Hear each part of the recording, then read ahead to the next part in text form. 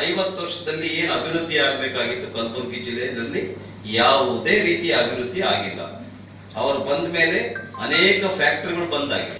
ಒಂದೇ ಅವರು 3 ಕಟ್ಟಡ ತೋರಿಸ್ತಾರೆ, ಒಂದು ಬುದ್ಧ ವಿಹಾರ, ಇನ್ನೊಂದು ಸೆಂಟ್ರಲ್ ಯೂನಿವರ್ಸಿಟಿ, ಮತ್ತೊಂದು ESI ಹಾಸ್ಪಿಟಲ್.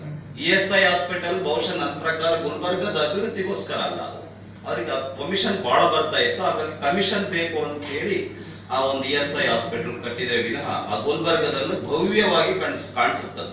ಅದರೊಳಗಡೆ ಏನ್ ನಡೆಯುತ್ತೆ ಯಾರಿಗೂ ಗೊತ್ತಿಲ್ಲ. ಅಲ್ಲಿ ನಿನ್ನೆ ಮೊನ್ನೆ ಈಗಾಗಲೇ 4-5 ದಿವಸದಿಂದ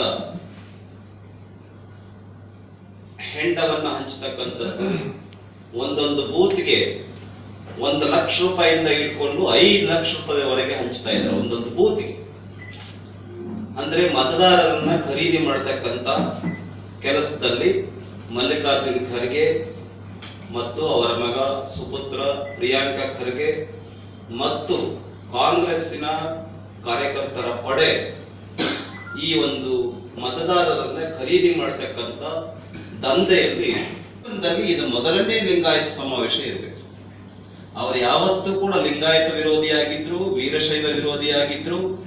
ಮಲ್ಲಿಕಾರ್ಜುನ್ ಖರ್ಗೆ ಅವರ ಕುಮ್ಮಕ್ಕಿನಿಂದಲೇ ಸಿದ್ದರಾಮಯ್ಯ ಅವರು ವೀರಶೈವ ಮತ್ತು ಲಿಂಗಾಯತ ಸಮಾಜವನ್ನು ಒಡಿಬೇಕು ಅಂತ ಹೇಳಿ MB ಪಾಟೀಲ್, ಮಲ್ಲಿಕಾರ್ಜುನ್ ಖರ್ಗೆ ಅವರು ಮತ್ತು ಸಿದ್ದರಾಮಯ್ಯ ಅವರು, ವಿನಯ್ ಕುಲಕರ್ಣಿ ಇವರೆಲ್ಲ ಒಟ್ಟಿಗೆ ಸೇರಿನೇ ನಾನು ಡೆಲ್ಲಿನಲ್ಲಿ ಪ್ರಯತ್ನ ಮಾಡ್ತೀನಿ, ನೀವು ಇಲ್ಲಿಂದ ಆ ಫೈಲ್ ಅನ್ನ ಕಳಿಸಿ ಅಂತೇಳಿ ಮಲ್ಲಿಕಾರ್ಜುನ್ ಖರ್ಗೆ ಅವರ ಅಭಯದಿಂದ ಈ ಒಂದು ವೀರಶೈವ ಮತ್ತು ಲಿಂಗಾಯತವನ್ನು ವಿಭಜನೆ ಮಾಡಬೇಕು, ಅದರ ಲಾಭವನ್ನ ಪಡಿಬೇಕು ಅನ್ನುವಂತ ಒಂದು ಹೈ ಡ್ರಾಮಾ ಅವರು ನಡೆಸಿದ್ರು. ಹಾಗಾಗಿ ಗುಲ್ಬರ್ಗ ಜಿಲ್ಲೆ ಜನ ಲಿಂಗಾಯತ ಸಮಾಜ ಮತ್ತು ವೀರಶೈವ ಸಮಾಜ ಇದಕ್ಕೆ 23ನೇ ತಾರೀಕು ನಾಳೆ ತಕ್ಕ ಪಾಠವನ್ನು ಖಂಡಿತ ಕೊಡ್ತಾರೆ ಅಂತ ಹೇಳಿ ನಾನು ಸಂದರ್ಭದಲ್ಲಿ